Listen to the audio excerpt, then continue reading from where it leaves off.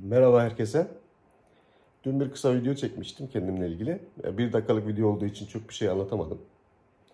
Bugün Hollanda ile ilgili bir sohbet yapacağım. Avrupa'ya nasıl gelinir? Hollanda'ya nasıl gelinir? Buradaki yaşam, imkanlar. Paranız yoksa yine gelebilirsiniz. Bununla ilgili de bahsedeceğim. Bunun da yolları var. Paralı parasız gelme imkanları var. O sizin belirlediğiniz yola bağlı. Hangi yoldan gitmek isterseniz o şekilde ilerleyeceksiniz.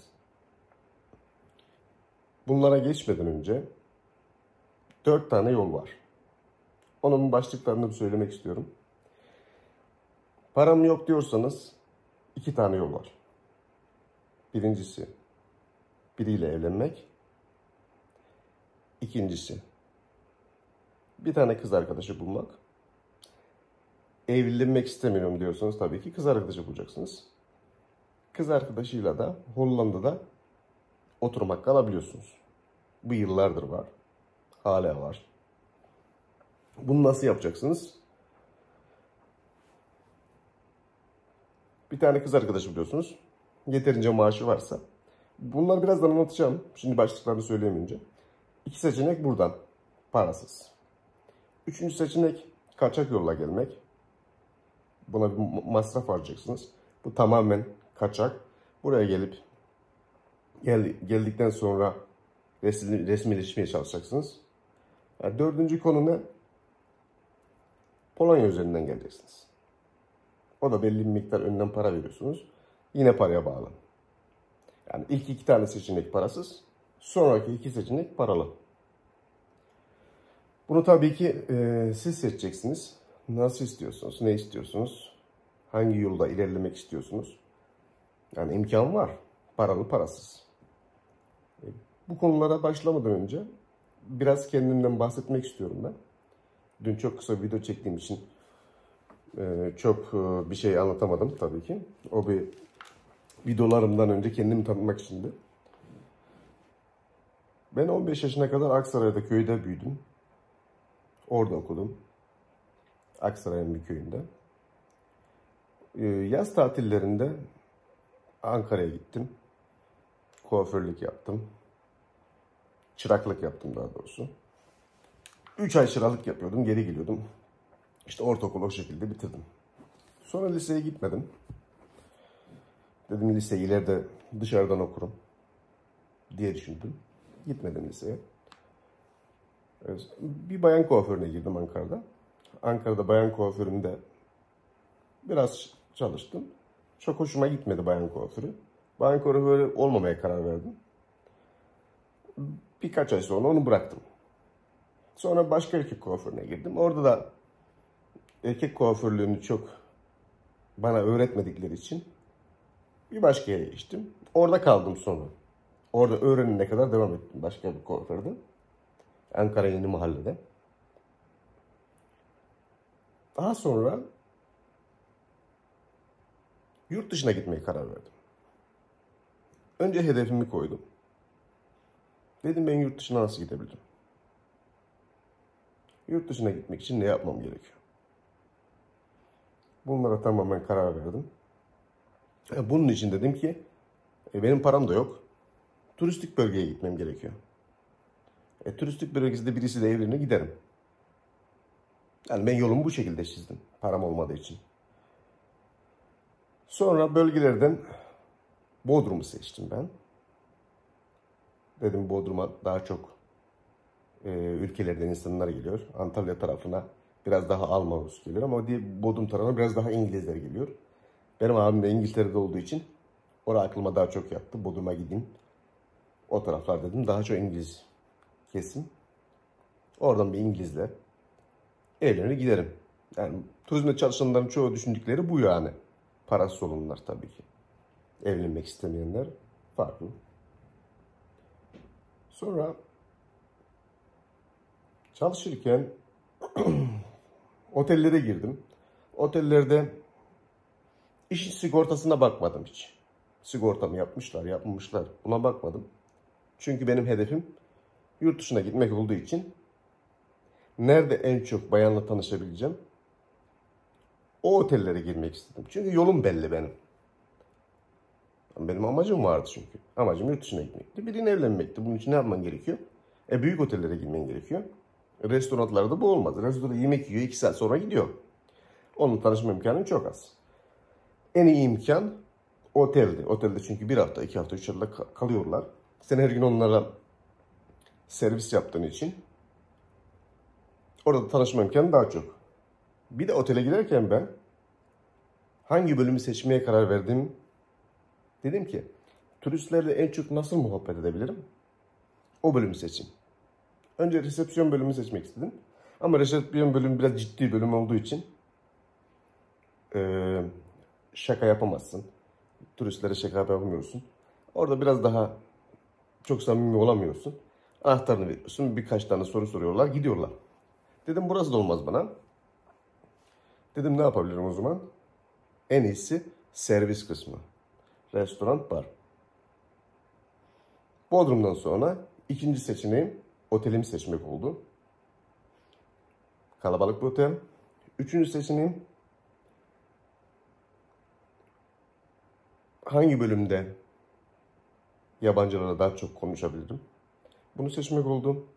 O da restoran ve bar, yeme içme bölümünde olacağını düşündüğüm için orada devam etmek istedim. İyi bir de seçenek yapmışım. Sonra fark ettim bunu.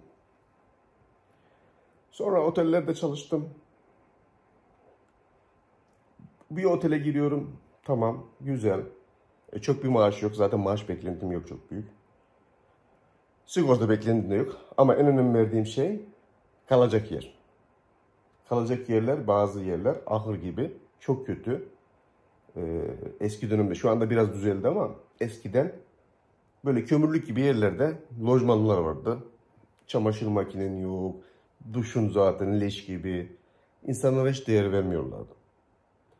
Bunun için sürekli otel değiştiriyordum. Yani istediğim oteli buluyordum ama sağlıksız otel. Onun için sürekli otel değiştiriyorum. Sürekli. En sonunda güzel bir otel buldum. Personeline güzel yemek çıkartan. Bodrum Resort diye bir yer. Parası da aksamıyor. Artı sigortası da var. Zaten bunları önemsemiyordum ama baktım ortam da var. İstediğim bölüme de girdim. Yeme içme bölümüne. Orada gelen giden bayanlarla tanışmaya çalıştım. Açıkçası bu oldu yani.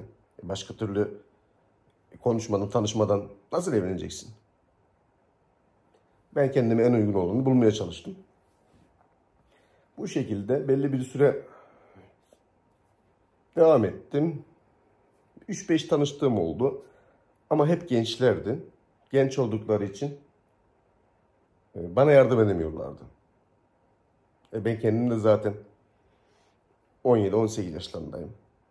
16, 17, 18 o civarlardan. Bu tanıştığım kızlar da o civarlardan. 18 yaşındaki bir kızın bir maaşı burada yeterli olmadığı için beni arkadaş olaraktan getiremiyordu. Yani belli bir maaş olması gerekiyor. Öbür türlü evlenmesi gerekiyor ama 18 yaşındaki kız bir Avrupa'da evlenmez. Bu seçeneğim de yoktu. Ne yapmam gerekiyordu benim? Ya biraz daha olgun bayan bulmak.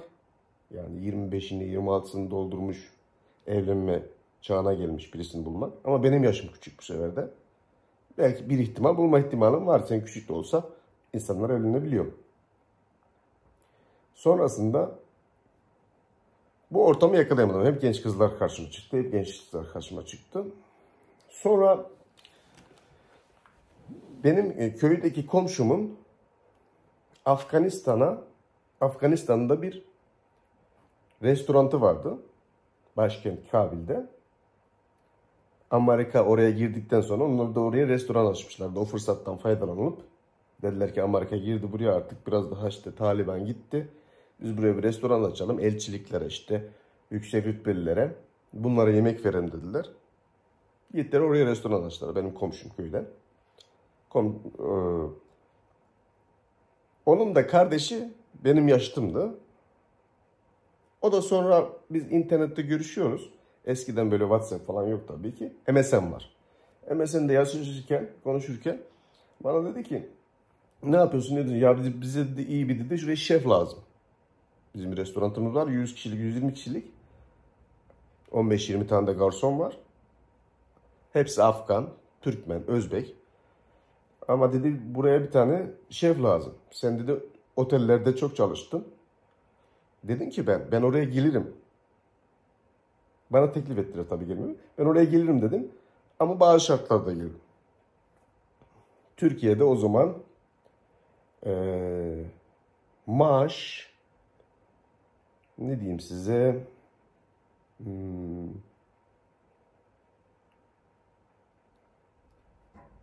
yani 150 dolar falandı hatırladığım kadarıyla. Dolar da o zaman 1.30, 1.40'larda falandı yani. 1.30, 1.20 kafa kafaya 50 lirayla neredeyse yani. Sonra ben anlaştım. 8 dolara gittim. İyi pazarlık yaptım. Şef olaraktan gittim, müdür olaraktan gittim yani onların başına. İyi bir miktarda maaşla gittim. 800 dolar. Yani Türkiye'de onu 7, 8, 5 kişi, 6 kişinin maaşı kazanabileceğim maaşa gittim yani. Oraya gittikten sonra çalışmaya başladım tabii ki. Çalıştık. Her şey yolunda gidiyor. Restoranın her şeyini bana emanet ettiler. Tam mutfaktaki aşçılara kadar. Sadece aşçı başının altında kendi personelleri vardı. Ama restoranda ben yönetiyordum. Aynen 2 tane şef vardı. Bir tane aşçı başı, bir tane de ben yiyecek içecek şefi olaraktan. İkimizdik yani komple. Sonrasında orada çalıştım 1-2 yıl kadar. Önce 1 yıl çalıştım. Sonra bir Afganistan'da çatışma oldu. İç çatışmalarda biraz şiddetlenme oldu. Amerikan tankları işte halkın üstünden falan geçtiler. Çok kötü şeyler yaşandı. Halk da ayaklandı. Orada bir sürü bomba falan patlattılar. Bizim de restoranın bütün her şeyi, camı çerçevesi kırıldı. Ben dedim buradan gitmek istiyorum. Dedim maaş falan istemiyorum dedim buradan. Hani param da alıyordum tabii. Türkiye yatıyordu hesabımıza para zaten. Dedim ben gitmek istiyorum, istifa ettim. Geldim. Sonra Kıbrıs'a gittim. Kıbrıs'ta amcamın oğulları falan vardı. Onlar da orada çalışıyorlardı. Bir de şansımı Kıbrıs'ta deneyeyim dedim. Kıbrıs'a gittim. Kıbrıs'a gittikten sonra Kıbrıs'ta 3 gün 4 gün kaldım. Lefkoşa, Girne. Baktım hoşuma gitmedi. Çünkü dilleri çok hoşuma gitmedi. Biraz değişik konuşuyorlar. Bir de biraz ayrımcılık gördüm. Birkaç gün içerisinde. Yani gittiğinizde hemen anlıyorsunuz. Yani Türkiye'den geldiğinizde hemen anlıyorlar aksanınızdan. Biraz ayrımcılık var. Onu da fark ettim ben. Baktım orada da olmayacak. Tekrar geldim. Dedim ben hedefime ulaşmam gerekiyor bir şekilde. Çünkü benim bir hedefim vardı. Tam Avrupa'ya gitmek isterken Afganistan'a gittik. 3. Dünya ülkesinde 5. Dünya ülkesine gittik yani. Kötü bir yer, çok kötü bir yer. Ona ayrıca anlatacağım ama bir videoya ihtiyacımız var onu anlatmak için. Ben de baktım, parası da iyi olduğu için gitmiştim. Sonra baktım ki tehlike var. Geldim. Sonra aradan Kıbrıs'a gittikten sonra ben Kıbrıs'tan döndüm. Kıbrıs'tan döndükten sonra bana bir Afganistan'dan tekrardan teklif geldi. Benim patronum bu sefer NATO'nun içerisinde Türk kampı var orada. Arnavut, Türk ve Azerbaycan askerleri bizim kampa bağlı. Türk ordusuna bağlı yani. Orada bunlara yemek verecek şekilde pozisyonda şef olaraktan beni çağırdılar. Ben görüştüğüm kişiye de bu sefer şef olaraktan gitmem. Bir üst modelde giderim dedim kampa. Tamam dediler, gelince halledeceğiz falan filan dediler. Sonra ben oraya gittiğimde bu sefer beni çağıran kişi benim patronum ve komşum değildi. Onlar oraya müdürler falan koymuşlar. İşleri çok büyütmüşler. Müdürler beni çağırmıştı bu sefer. Onlar da başka yerden de bir sürü insan çağırmışlar. Emekli astsubaylar, işte emekli albay. Bunlar neden restoranta çağırdılarsa şeflik yapsın diye. Adamlar emekli olmuş. Ha, askerler bunların sözünü dinler. Askerler dinlemiyor ki, onlar emekli olmuş artık yani. Dedim, sonra beni bu adamlarla rekabet içine girdim bu sefer. Geldik, iş pozisyonu alacağız. Bir tane albay, büyük bir kamp, koca büyük bir restoran. İçeride bir 300 tane personel var belki. Mutfağıyla beraber, şurası burası deposu, her şeyi. Albay ne? İşte yemekten sorumlu. O ne? İşte yardımcısı, başçavuş. Ben buraya neye geldim? Bir sürü de tamam garson da var. Ben buraya neye geldim?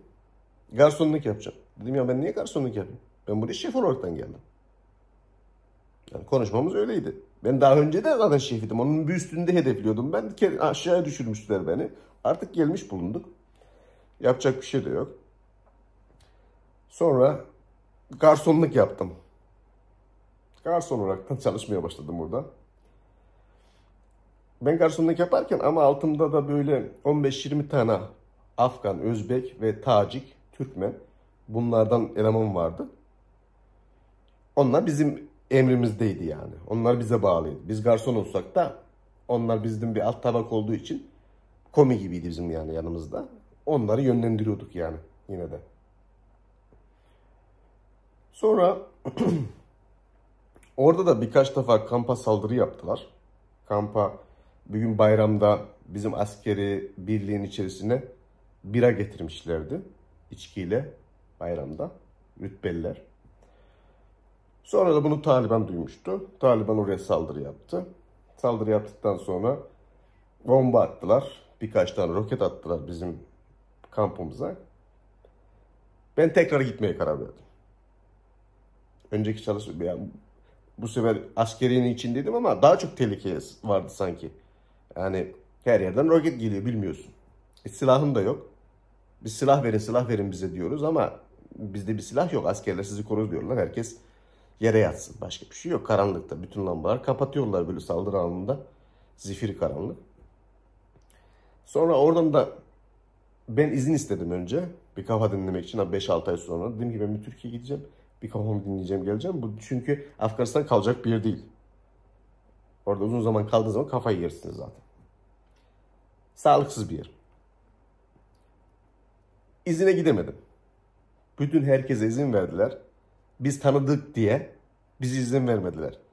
Ya işte tanıdıklar idare etsin bizi falan. Yabancıların hepsini gönderdiler. Tanıdıkları göndermedi. Normalde tam tersi olması lazım. Tanıdıklara izin vermeleri lazımdı. Ama ya siz bizi idare edin işte, siz tanıdıksınız falan filan diye. Biz de öyle geçiştirdiler.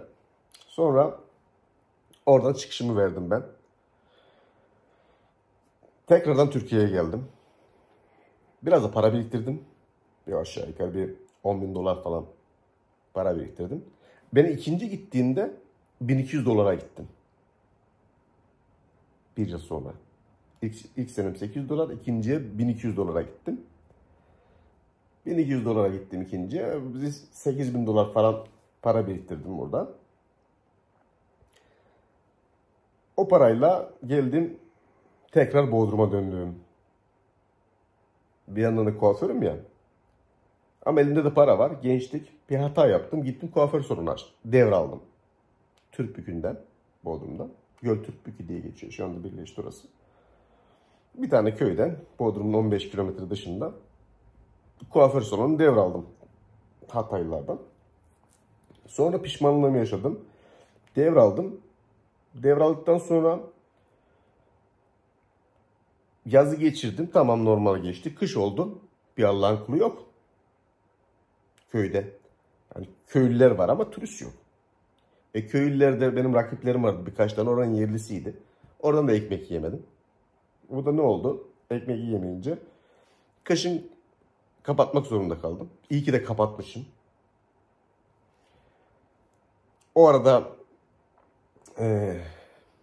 bir kız arkadaşım oldu. Söke'de. Kuşadası'nın Söke'de. İşte onunla tanıştım. Onun yanına git gel.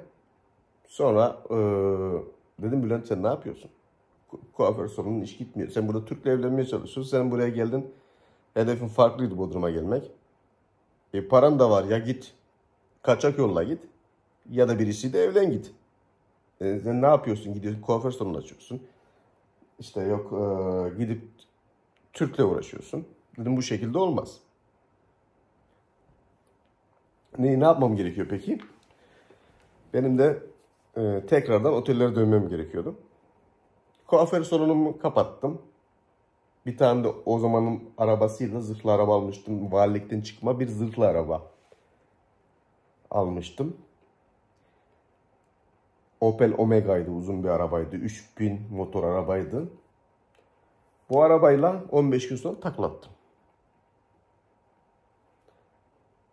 Taklattıktan sonra baktım dükkanda zaten kış gelmişti. Dükkanı da kapattım. Devretmedim hiç. Arabayı da oraya bıraktım. 2 tane de motosikletim vardı. Onu da kapıya bıraktım. Psikolojim bozulmuştu benim. Bu kız da çok kötü zarar vermişti bana. Yani. Sonra ben bastım Antalya'ya gittim. Kuaför salonumu içindeki mobilyalar elime kapıyı kilitledim. Kapının önünde arabamı bıraktım. 2 tane motosikletimi bıraktım. İnsanın psikolojisi bozulduğu zaman hiçbir şey görmüyor gözü. Her şeyimi bıraktım, çektim gittim. Daha bir daha dönmemek üzere. İş yerinin sahibinin haberi bile yok yani kiraladığım yerin. Dedim ki içerideki mobilyaları alır. Dedim o nasıl sayar kirayı. Zaten vermiştim o güne kadar. Dedim arabayı da kim alıyorsa. Yarın bir gün dedim ya belediye çeker ya bilmem birisi çeker dedim kim olursa olsun. Motosikletleri de bıraktım. Her şeyi bıraktım gittim. Bu şekilde bir hayat yaşadım. Çok kötü bir durum. İyi ki de gitmişim. Bastım Alanya'ya gittim. Alanya'da çalışırken şu anki eşimle tanıştım. Bak nasip nereden nereye. Ben her şeyimi bıraktım gittim. Eşimle tanıştım orada. Tabii eşimle tanışmadan bir sezon boyunca sadece eşimle tanışmadım. Bir tane bir bayanla tanıştım. Ruslu. Yarı Ruslu, yarı Litvanyalıydı. Ama şey değildi, çalışmayan birisiydi. Benimle evlenmek istiyordu ama biraz daha tam anlaşabileceğim bir tip değildi. Böyle zor bir tipti yani ne bileyim ben. Böyle her yerde oynayan, zıplayan bir tipti. Dedim bu tam olmayacak gibi ama konuşmayı da kesmedim tabii. Orada bir tane Alevi bir bayanla tanıştım. Ben kendim Sünniyim. Alevi bir bayanla tanıştım. Ama benim için önemi yok yani. Tanıştığım bayan da İsveç'te kalıyordu. O da benden bir aşağı yukarı 7-8 yaş büyüktü. Ama benden evlenmek istiyordu. Tanıştık, şey yaptık. Gittikten sonra da görüşmeye başladık. İkisiyle de görüşüyordum. O sırada dedim ya otelde kaldığınız zaman herkes 3 hafta 2 hafta kalıyor. Tanışıyorsunuz. Benim eşimle tanıştım şu anki Hollanda'da. Onun da yaşı benden büyük. Onunla tanıştım. Üçünün arasında bir seçenek yapmam gerekiyordu. Ben Hollanda'yı seçtim. Sadece Hollanda olduğu için değil. Şu anki eşim çok iyi bir insan. O zaman da doğru seçeneği yaptığımı sonra da anladım. Hala evliyim 15 yıldır. Sonra evlendik 2010 yılında. Evlendikten sonra vizeye başvurdum. Ama turist vizesine başvurdum ben. Oturuma başvurmadım. Önce bir gelip görmek istedim tabii ki. Dedim oturuma başvurursam bir sene sürüyor dediler. Ben sabredemedim. Bir geleyim göreyim, 2-3 ay bir kalayım falan Avrupa'yı.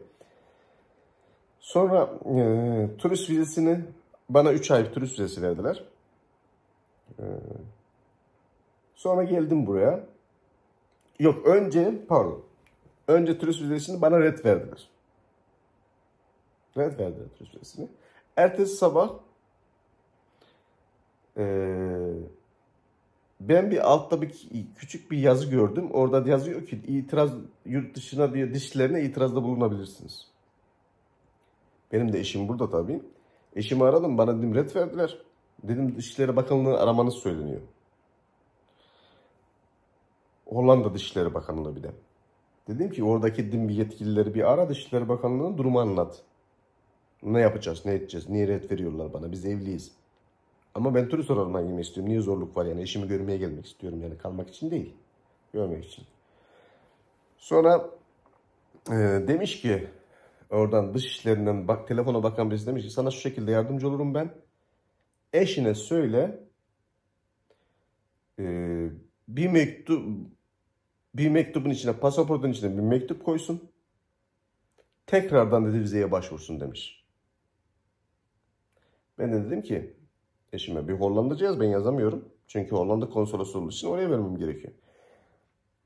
Tekrardan eşim bir yazı yazdı. Dedi ki işte burada Noel'de yanımda olmak istiyorum falan filan. Benim eşim Katolik. Böylece bu şekilde yazdı. Burada Noel'i severler. Dedik bu bir avantaj sağlayacaktır. Demiş oradaki dişlere ve konuştuğu birisi kimse yardım etmiş. Bu şekilde yaz. Tekrardan ver demiş. Bu da yazmış güzel bir şekilde. Bu mektubu bana e-mail ile attı. Ben de orada çıktısını yaptım. Konsolosluğa ertesi günü tekrardan konsolosluğa vermek için gittim. Ama konsolosluğa ben vermiyorum tabii ki. Turist vizesinde aracı şirketlere veriyorsunuz. Oturumlarda kendiniz gidiyorsunuz sadece. Tekrar aracı şirkete götürdüm. Dedim ki bunu verin. Aracı şirket açtı, dedi ki bu mektubu veremem. Dedi ki istedikleri kağıtların arasında böyle bir şey yok. Ya dedim siz bunu bir şekilde verin dedim. Bak ben dün dedim ret aldım.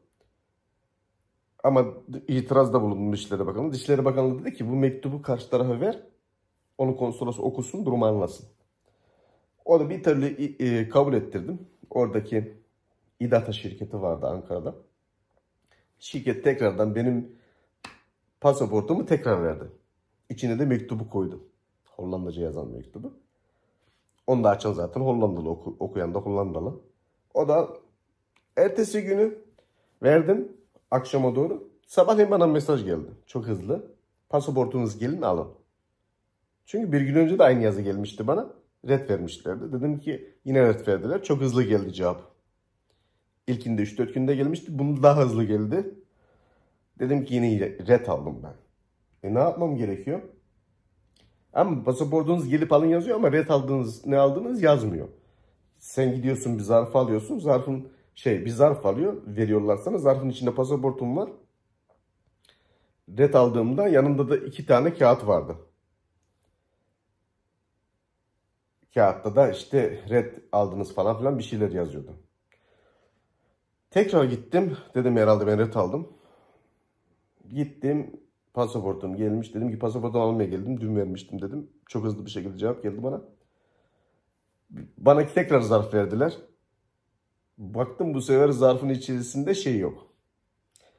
2 tane A4 şeklinde bir yazı vardı. O yazı yok. Sadece pasaportun kendisi var. Dedim ki bu sefer ret vermediler herhalde. Hemen içini açtım, baktım bir tane yapıştırmışlar. 15 günde gitme süresi vermişler bana. 90 gün vermişler vizeyi. 15 günde gitmek için bir süre vermişler. Geldim buraya. 3 ay boyunca kaldım. Hatta 3-5 gün önceden gittim. Tekrar döndüm Türkiye'ye. Burada kalmaya çalıştım. Bana dediler ki buradaki polis, sen dedi burada kalamazsın. Çünkü sen buraya turist olarak gelmişsin. Ya tamam da ben evliyim burada. Evli de olsan dedi, sen başvurunu turist olarak yaptığın için sen eşini ziyarete gelmişsin şu anda. Oturum başvurusu yapman gerekiyor, gitmen gerekiyor. Ayrıca dil sınavını geçmen gerekiyor dediler bir de orada. Ben tekrardan döndüm 3 ay sonra dil sınavı için. Gittim, dil sınavına gireceğim. 2 ay bir kursa gittim. Hollanda kursuna Aksaray'da, merkezde. 2 ay kursa gittim. Kursa giderken işte ben köyde, normalde köyde kalıyorum ya. Köyde gidip gelemiyorum her gün 70 kilometre. Orada akrabalarımda kalıyorum işte. Bir de berberde falan çalışıyorum orada. Elimde de kuaförlük var ya. Boş kalmayayım. Harçlığımı çıkartıyorum yani. Kurs parası, şu parası, bu parası işte falan. Uçak bileti, şudur budur. O şekilde 2 ay kursa gittikten sonra oldu. Kursta dediler ki ya Hollanda'nın şeyi kalktı.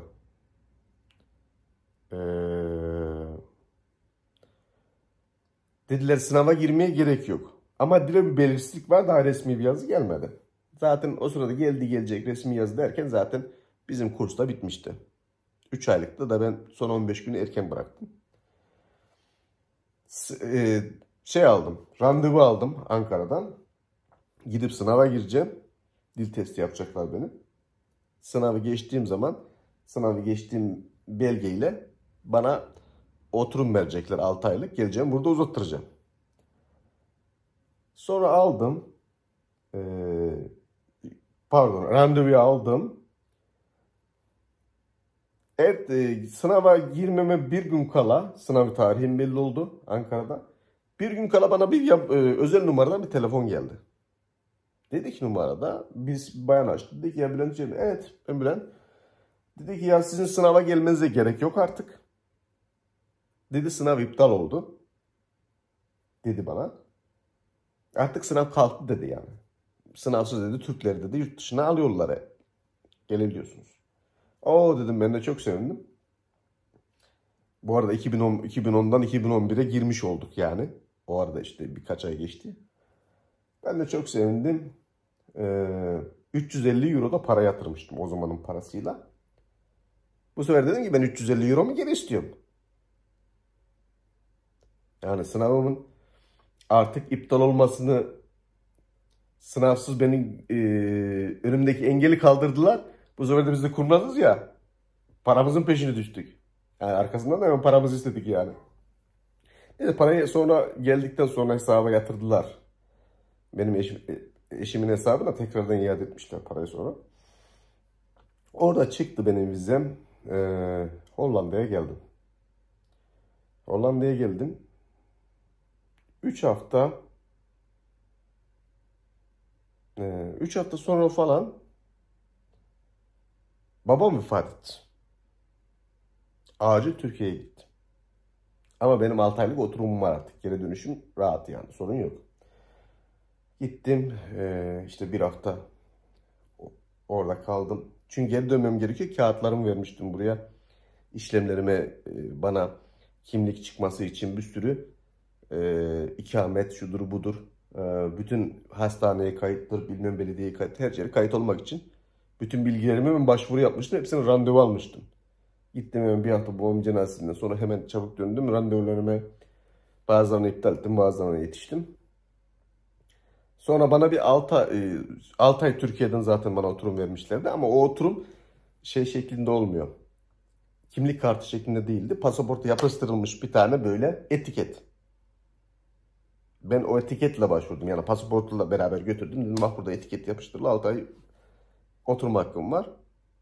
Ben bunu uzatmak istiyorum. Tamam dediler, verdim. Gösterdim. Bana kimlik kartı verdiler. Geçici kimlik kartı. Geldi kimlik kartı 1 yıl. Sadece 1 yıl. Yani onun üstüne bir 6 ay daha koymuşlar ama kimlik kartı şeklinde geldi bu sefer. Sonra geldi kimlik kartım. 1 yılda kalma hakkı verdiler. Ben o sırada 7-8 ayda şeyde çalıştım. Çalışma hakkım da oldu tabii ki ama kimliğin arkasında eşimin ismi soy ismi yazıyordu.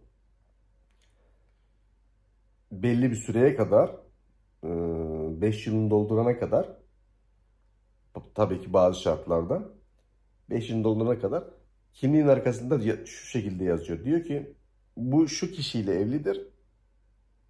Ondan serbest değildir. Yani bu demek oluyor ki eşin seninle tekrar gönderebilir. Ona bağlısın diyor yani. Benim kimliğimin arkasında eşimin ismi yazıyor. Düşün. Yani sanki onun kimliği gibi.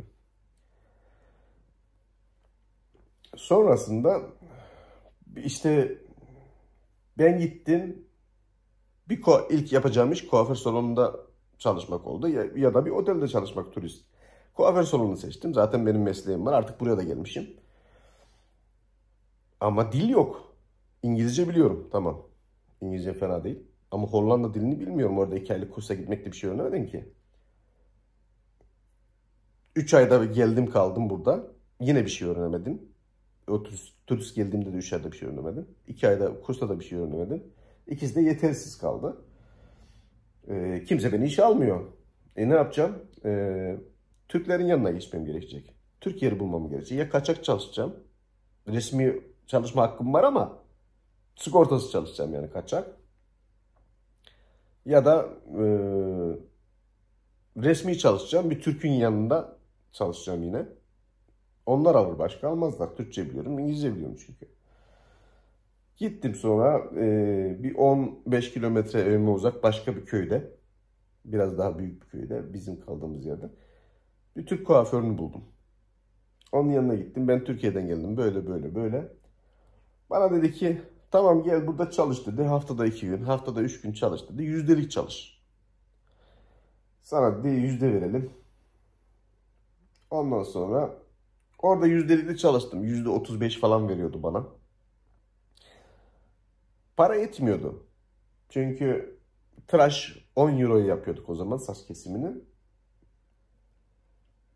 10 euro yapıyorduk. Bunun 10 eurodan bana 3,5 euro kalıyordu yani. 10 kişi tıraş etsem 35 euro kalır. Öyle 3 kişi çalışıyoruz. Herkes de dükkanda zaten 30-40 kişi geliyor en fazla. 10 kişi çalışıyoruz. Yani 30-35 euroyla gidiyorum. Eve 10-15 euro da bahşiş geliyor. 40 lira, 50 lira, 40 lira, 50 lira, 30, 40, 50 lira euroyla eve gidiyorum her gün. Haşlamı çıkartıyorum. Bu şekilde biriktirdim 7-8 ay boyunca. Böyle 30-40 euro, 30-40 euro biriktirdim. Günlük. Bu da ne yapar? Ne bileyim ben, işte 7-8-10 bin euro civarında bir para biriktirmiştim o zaman. 5-6 bin euro tam hatırlamıyorum. Dedim ki kendime kuaför salonu açacağım. Kendi kaldığım köye. Burada da hiç Türk kuaför salonu yoktu. Bir tane Ermeni kuaför salonu vardı. Ermenistan'dan gelen birisini. Bir tane de Süryani vardı. Onun haricinde Türk kuaför salonu yoktu. Ben de dedim ki bu benim için bir avantaj. Ben dedim bunu kullanayım. Türk berberleri de zaten popüler her yerde. Dedim buraya bir salon açayım. Ama 5.000 euronun salon nasıl açacaksın ki? Burada işçilik çok pahalı. Bir elektrikçiyi çağırsan 2.000 euro yani. Bütün tesisat düşse yani. Çünkü fön makineleri çalıştıracaksın bilmem ne. Yok bir su tesisatçını çağırsan gider açacak bilmem ne yapacak bir sürü, onlara masraf vereceksin. Ne yapalım ne edelim. Sonra ben camiye falan gidip geliyordum. Camide orada sucuyla tanıştım, elektrikçiyle tanıştım falan filan derken bir tane de yer buldum. Hemen caminin yanında. Tesadüf. Altlı üstü bir dükkan. Tinerciler kalıyormuş daha önce oradan. Tinercileri buradan zorla polis şeyle çıkartmışlar sahibi. Sahibi de boş kalmasın, tekrar tinerci girmesin diye hemen bana verdi. Dedi ki ya buraya tinerciler tekrar kapmasın. En azından birileri kalırsa burada kimse giremez. Evde güvenlikte olur diye. Bana ucuza verdi. Altı ile üstüyle 450 euroya tuttum. 250 euro altı, 250 euro üstü, yani toplam 450 euroya tuttum. Fiyat çok iyi. Sonra ben de 3 kilometre köyün dışında kalıyordum. Orada sadece evimize veriyorduk biz 475. Burayı evli dükkana beraber 450'ye tuttum. Dedim ki eşime hadi gidelim oraya. Dedim buraya, dedim oraya ikisini bir vereceğiz. Buraya verdiğimiz paranın daha aşağıya. Gittik oraya, kendimiz üste yerleştik. Altıda dükkan yaptım ben, bay bayan. Ön tarafını ikiye böldüm. 2 koltuklu erkek yaptım. İç tarafında 2 koltuklu bayan yaptım. Bir de yıkama seti. Daha sonra bir tane Türk bayan buldum. Bir tane de Türkiye'den benim gibi gelmiş kuaför buldum. Erkek ama bayan kuaförü. Sonra bunlarla beraber başladım. Ama yanlış yaptım. İki kişiyle aynı anda başlamak benim için bir zorluk oldu. Çünkü kaç para kazanacağımı bilmeden 2 kişiyle birden başladım. O arkadaşın da hiç dili yoktu. İngilizcesi de yoktu. Bu sorun oldu benim için. Bayağı erkeği de öğreneceğim dedi bana. Söz verdi ama öğrenmeyi hiç heves etmedi. Birkaç ay biriyle çalıştım. Sonra öbür bayan doğma büyüme buradandı. Ondan da bir yıl falan çalıştık. O da gittik kendi evine, evinin bir bahçesine, garajına kuaför salonu açtı. Yanımdan çıktı. Ben orada Sonra Hollandalı aldım işe. Türk tekrardan başka bir Hollandalı, tekrardan Türk Hollandalı derken 4-5 tane işçim oldu benim. İlk ay kötü gitti benim. İlk ayda 2500 euro para kazandım kasa toplam. Ama bunun tamamı masraf. 2 tane elemanım var zaten. En azından kiram falan çok bir şey değil. Bu kafa kafayı kurtardı kurtarmadı gitti. İkinci ay 4000 euro yaptım. Neredeyse ikiye katladım. Ondan sonra oradan bana bir 300-500 lira kalmaya başladı. Sonra 5000, 6000, 7000, 8000, 9000 derken 10.000 euroya kadar geldim. Ben de 10 euroya kesiyorum o zaman. Tekrardan dediğim gibi artık bir lüks bir yer açmanın zamanı geldi. Orayı ben hep şeyle açmıştım. İkinci el eşyalarla açmıştım. Erkek bölümü Türkiye'den getirmiştim. Tırla. Ucuza kapatmıştım onu. Ama bayan bölümünü ikinci el almıştım. İçeri lüks değildi yani. Çok kötü duruyordu. Benim de hoşuma gitmiyordu ama yapacak bir şeyim yoktu yani. Gelmişim parasızım yani. Sonra parayı da biriktirdim tabii. Parayı biriktirdikten sonra hemen 100 metre ileride yeni bir bina. Burası 50 metrekareydi. Gittim 200 metrekare bir yer tuttum. Deposuyla, ofisiyle, her şeyiyle, bayan tırnak yapabilecek yer. İşte kaş yüz alınacak bir yer. 7 koltuklu bir yer yaptım oraya. İstesem 20 koltukta yapardım ama gerek yoktu. Sonra oraya 7 tane eleman koydum her bir koltuğa. Ama maaş veriyorum. Benim işim 15 bin euro, 18 bin euroya çıktı. Sonra kozmetik işine girdim. Oradan da para kazanmaya başladım. Güzel paralar kazandım derken. Kozmetik işinde de tam organize olamadım. Neyin satacağını bilemediğim için her yerden kazık yedim. Çok çeşit almak gerekiyormuş ama ben çeşidi az yaptım. 30-40 çeşit malla piyasaya girmek istedim. Dedim işte ne bileyim 100 tane wax alıp 100 tane jöle alıp 100 tane parfüm almak varken ben 10.000 tane wax, 10.000 tane jöle falan aldım. Parayı çabuk da elimdeki 120 bin euro parayı gömdüm ben oraya. Sonra para mağazayı açamadan bitti. Mağazanın yarısında para bitti. Yanlış yaptım yani. 1 euro 20 centlik bir şeyi ucuza kapatayım 1 euro derken çok alayım ucuza kapatayım dedim. Bu da ne oldu? Hem çok mal almış oldum. Ucuza kapattık derken ama çeşit olmadı elimizden. Para bitti. Bu benim için güzel bir şey olmadı. Sonra mağazaya 2-3 yıl boyunca boşa para ödedim. Para ödedikten sonra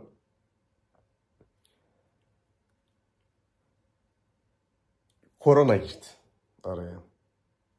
Korona girmeden önce ben 4 tane daha şube açtım. Mağazayla beraber 5. şubemi açtım. 3 yıl içerisinde 4 tane kuaför salonu ilk çalıştığım yerde satın aldım. Onu anlatacağım size. Video çok uzun olacak. Şu anda bile çok uzun oldu. Çok büyük maceralarım oldu. 1 lira 60 kuruşla indim Hollanda'ya. 100 binler kazandım. Çok büyük paralar kazandım. Büyük işler yaptım. 20-30 kişi çalıştırdım yanımda aynı anda. Ama bunların hepsini bu videoya sığdıramayacağım. Bir sonraki videoda görüşmek üzere. Herkese hoşça kalın. Bay bay.